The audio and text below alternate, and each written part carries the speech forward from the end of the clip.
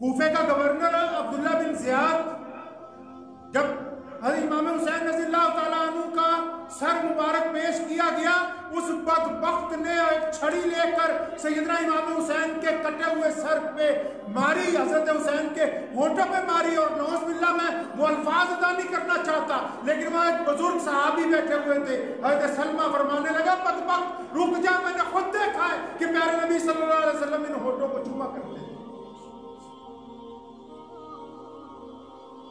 उन्होंने खुद कहा कि बाज आ जाओ जुल्म से। और फिर क्या हुआ?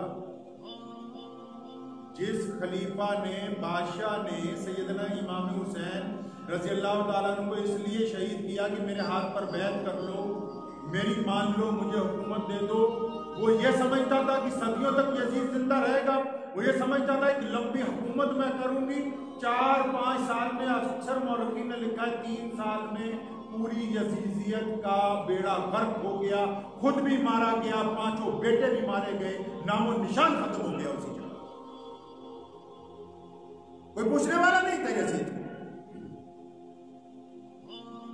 करबला के मैदान में जब इमाम हुसैन को शहीद किया, बच्चों को शहीद किया, भतीजों को शहीद किया उनके, और जब असहाबे अहले बैत को कैदी बना के ले गए तो 3 दिन तक तमाम जनाजे वहां पड़े रहे। किसी का सर कटा हुआ है, किसी के बाजू कटे हुए हैं। तो करीब में एक बस्ती है, कोई छोटा सा कस्बा उस वक्त में होगा, वो लोग आए वहां से, उन्होंने आके उन तमाम शोहदा की कब्रें वहां मैदान करबला में, जिसको आज गंजे शहीदा कहा जाता है, जहां आज लोग ज़ियारत के लिए जाते हैं। और सैयदना इमाम हुसैन को जब तदफीन की गई तो जनाजे के साथ गर्दन नहीं थी।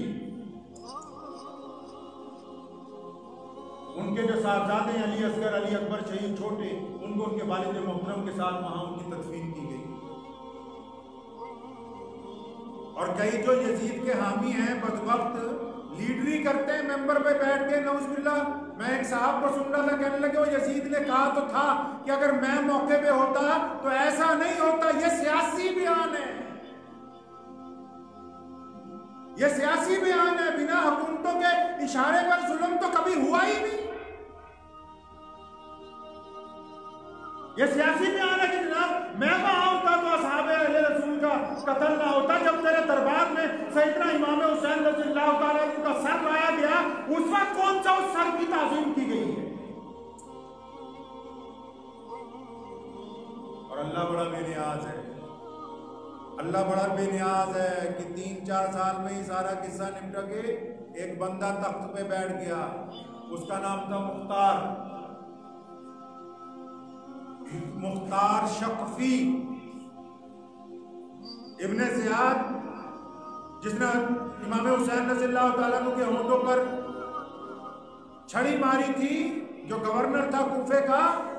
मुख्तार शकफी ने तख्त पर बैठते ही ऐलान किया, सिर्फ 6 साल बाद, 6ठा साल है, मुहर्रम की 1 तारीख है, अपने जनरल मलिक बिन इब्राहिम को भेजा, कहता जाके कातिलान हुसैन के सर लेके आओ इसी दरबार में जहां पर इमाम हुसैन का सर तख्तरी में रख के पेश किया।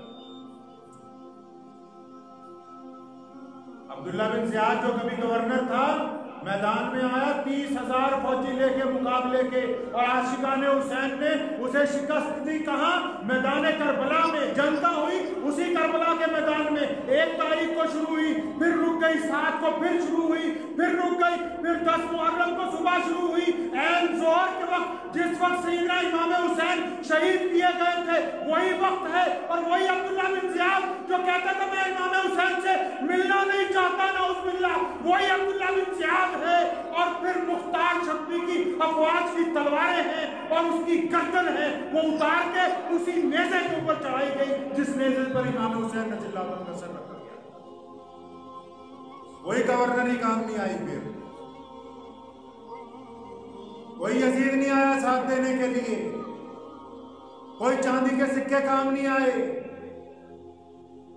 कोई तख्त काम नहीं आया जिनकी वजह से आले रसूल के ऊपर जुल्म किया था।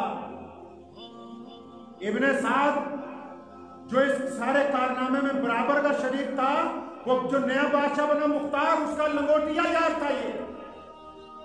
मुख्तार बादशाह ने कहा कि उसे भी पकड़ के लाओ साथ।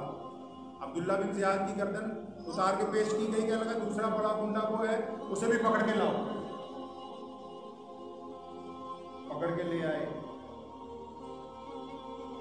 जब फौज गई पकड़ने के लिए तो उसका बेटा कहने लगा जाके बादशाह से कहो कि मेरे अब्बा जी तो अब गोशा नशीन हो गए, अल्लाह अल्लाह करते हैं, वो आ नहीं सकते। जनरल ने आगे बताया कि जनाब वो इब्ने साद कहता है कि मैं तो गोशा नशीन हो गया। फरमाया अच्छा, अब भेड़िया जो है वो भी नमाजी हो गया। लोमड़ी ने भेड़िए को कहा ना हुजूर सामने शिकार खड़ा कर लीजिए। भेड़िया कहता नहीं नहीं बहन अब हम नहीं करते। कहती नहीं बादशाह ऐसा कहो कि मैं बूढ़ा हो गया और शिकार करने की हिम्मत नहीं रही। ये ना कहो कि ये गोशा नशीन हो गए, यूं कहो कि तख्तो ताज बदल गए हैं। कल जिस तख्त पर दुश्मन हुसैन बैठे थे आज उस तख्त पर गुलामान हुसैन बैठे हुए हैं, इसलिए तुम गोशा नशीन हो गए हो। गया फिर दोबारा जनरल कहने लगा, वो कहते नहीं नहीं आओ। फिर कहने लगा जाके कह दो बीमार हैं। तो मुख्तार बादशाह ने अपने जनरल को कहा, कहने लगा वापस जाओ और जाके उसकी गर्दन लेके आओ मेरे पास।